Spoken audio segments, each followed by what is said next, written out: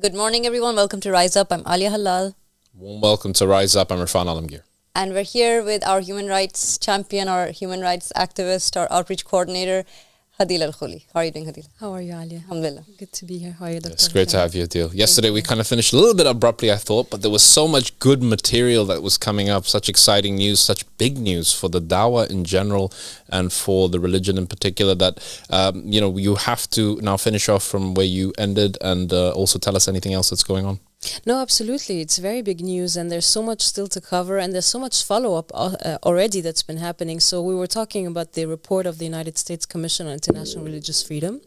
It's an annual report that covers human rights violations in regards to freedom of religion and belief, and they documented by country. And we've spoken yesterday about how the United States Commission on International Religious Freedom exists. So it was mandated by law, and we've talked about their mandate, so what it is that they're doing in particular. And they said that they basically, in the report, they're saying that they document cases that come to their attention.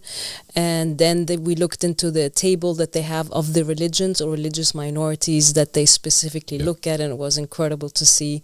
The second one on the list separately was this call, the Ansar of Imam Mahdi, the Ahmadi religion of peace and light, is a distinct religion that they particularly look at and see how the members are enjoying or not enjoying their religious freedom. So that was really incredible to see. And also we've talked about the significance of the report. One, that the mentioning of the Ahmadi religion of peace and light instances of persecution have increased from last year. So we were also mentioned in the report of last year. This year we've mentioned in many more instances, so it was a total of 5 times. And we said the significance of that is obviously it shows on the one hand that unfortunately there are more cases of persecution that our members endure around the world, unfortunately, but the other aspect also shows the increased mentioning, also shows an increased awareness of the and interest in what's happening with this faith on such a high level. We've said that the United States Commission, it reports directly to Congress, to the U.S. State Department, to the President. It really shapes the foreign policy of the U.S. In regards to freedom of religion and belief. So that was cool to see, especially in the introduction, the table and the faith. Absolutely. And then we had a few screenshots of the countries that we were mentioned in. So we've talked briefly about Algeria, and Algeria was interesting because the beginning of the United States Commission monitoring and seeing what's happening with the faith was in 2022. So it shows you that now Algeria is recommended for special watch list. I mean, look at that. That's already something. Because Algeria, better watch out. Yes, it's You're already on the watch list. And it's interesting because the countries where we have been persecuted are now on the watch list. So Algeria is one of them. Malaysia, we'll see on the other hand. So you see under key findings here, there's the mention of the religion. Malaysia also is now on the watch list. So see, subhanallah. That's amazing. So just for the viewers to understand this a bit better, what you're basically saying, Hadil, is that these governments have shown very little tolerance to this religion, the Ahmadi religion of peace and light, and they've been persecuting members of the religion. And because of the high instances of that nature, USCIRF is basically receiving a report or highlighting a report saying these countries are now on a watch list because they're posing a threat to religious freedom. Exactly. These countries specifically have horrible record of freedom of religion and belief. So they have been targeting religious minorities, and they have been many cases of persecution that have been reported. And in these countries specifically, the Ahmadi religion of peace and light was mainly targeted. I mean, we've seen what's happening in Malaysia. We have like a nationwide state-sponsored campaign of completely eradicating any mention of the religion. So it was to that extent. And how it came to their attention, yes, we were reporting. We were obviously documenting, we were reporting, we were updating. And I think that's just the genius leadership of Abu Sadiq alayhi salam, how any case of persecution of our members.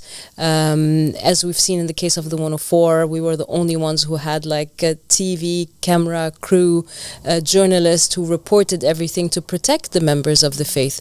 So we followed in that with all the cases. This is the whole reason why this department exists, the Human Rights Coordination, because we make sure that nothing goes unnoticed. We make sure that, yes, if you touch one hair of the members of the faith, we'll make sure that we let the world know about it. Absolutely. And we'll make big noise about it. And there you go. It's on the watch list. So that was incredible to see. So this watch list that exists, that has all these countries on them, we saw Algeria and Malaysia up on the screen. Is this something that's done on an annual basis where these lists are published, or how does it work where countries that have a bad human rights record that they actually get on this list? It is an annual report, and once you're on the watch list or you're recommended for special attention, now it's over the years, over the years it gets monitored over and over again. But also within that year, there's also other mechanisms. So now obviously there is coordination with the U.S. Embassy in that country. That also now documents and keeps an eye on things. And keeps an eye on things. Depending on that, we've spoken last time, there might be also other, diplomatic avenues that are being taken. So there's a wide spectrum on tools, but also within that year, the United States Commission also sometimes releases statements, public statements on specific cases, also on X, tweets, posts. So basically, there are commissioners also that goes for country visits. So these are all things that can happen in between the report, and obviously once it is on the watch list, then there is more coordination and more monitoring, and then obviously it could escalate more into, depending on the diplomatic avenues, on really influencing the policy of the US with that specific country. So when was this latest edition kind of released with the with the latest names in the watch list? This was the day before yesterday. Day before yesterday. So was Malaysia on it previously? I think it was. I think it was being recommended, but I think it only officially came out within this one. Because Malaysia in particular is one country. I mean, I'm not really aware of any other religious minorities that are being persecuted, although a couple were mentioned several years back when we had Brother Nasai here on the show. And it is a country that we covered in extensive detail because of its extremely broad approach to especially subjugating and quietening this particular call, the religion of peace and light. So it's really interesting now to see the effect of that collection, that collage of evidence that was submitted, that it has now brought them into the actually being put on that list as a country with the specific name mentioned, the Ahmadi religion of peace and light. Exactly. But that's also because the persecution of members in Malaysia has been going on since even the report of the year before. So we were already mentioned in Malaysia, in the section on Malaysia in last year's report. Right. So, and twice in a row is pretty bad record. Yes. So for sure, the fact that it has been ongoing for a while now, for sure led to that now being increased mentioning this year's report, because we've also documented all the fatwa that came out.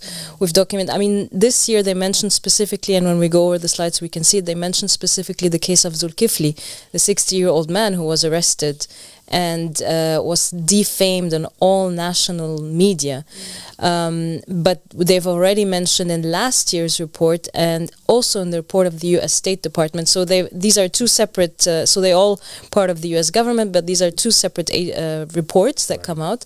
And the U.S. State Department also mentioned specifically what happened last year, the case of the 8 members who were in the protest in Sogo and KL and were arrested.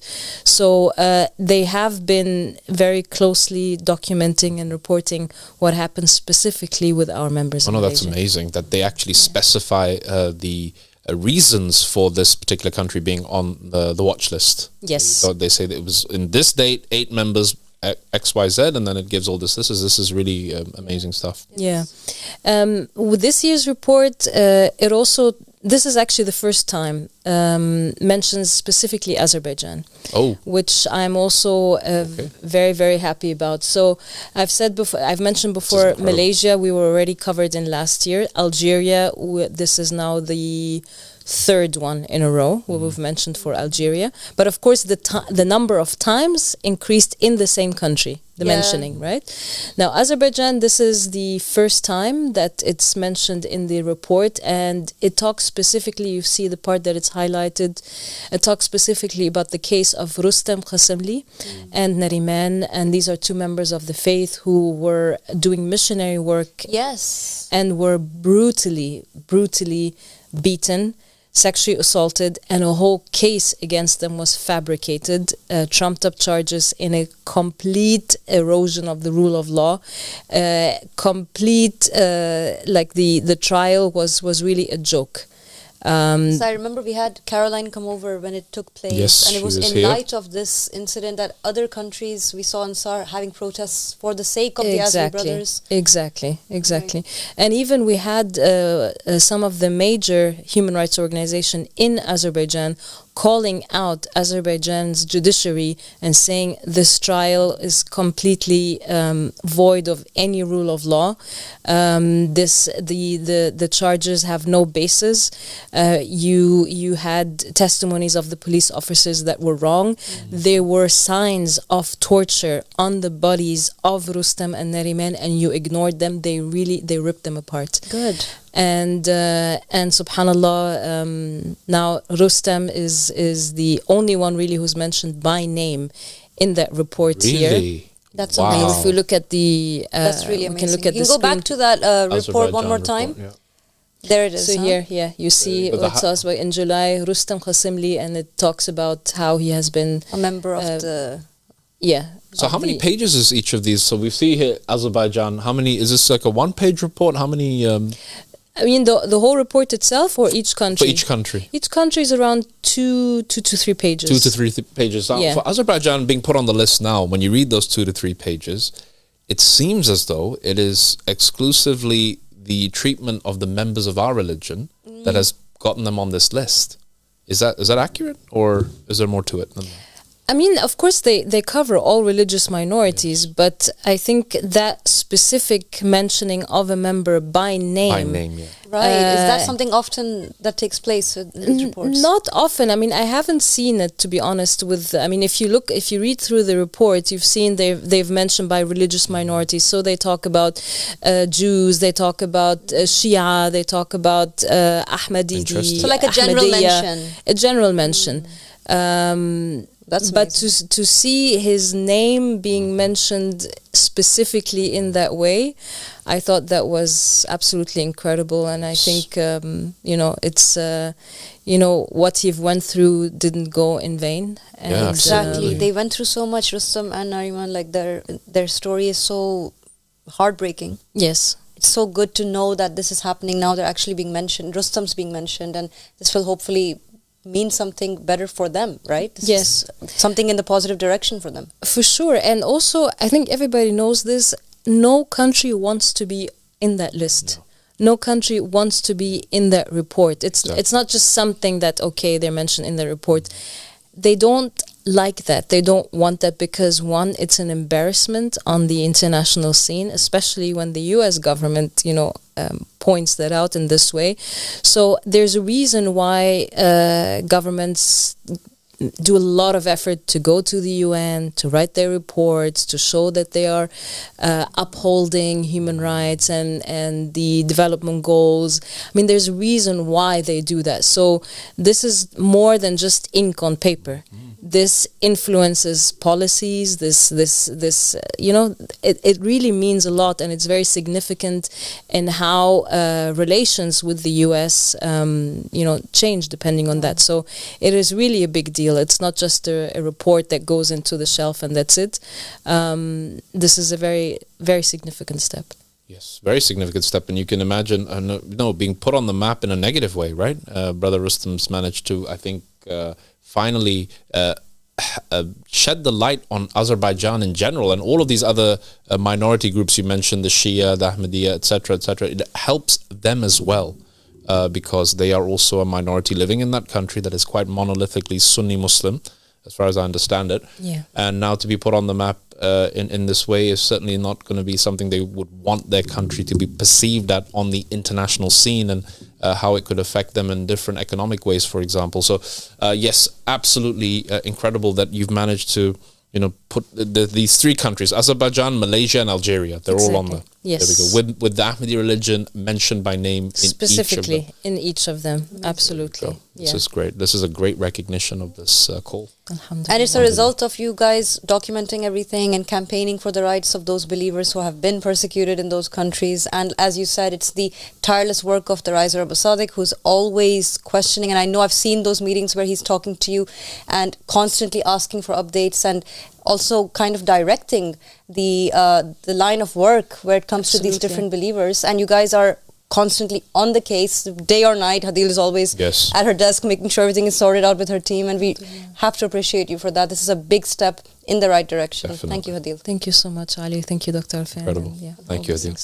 Thank you. Let's go to a quick break, and we'll be back right after. Stay tuned.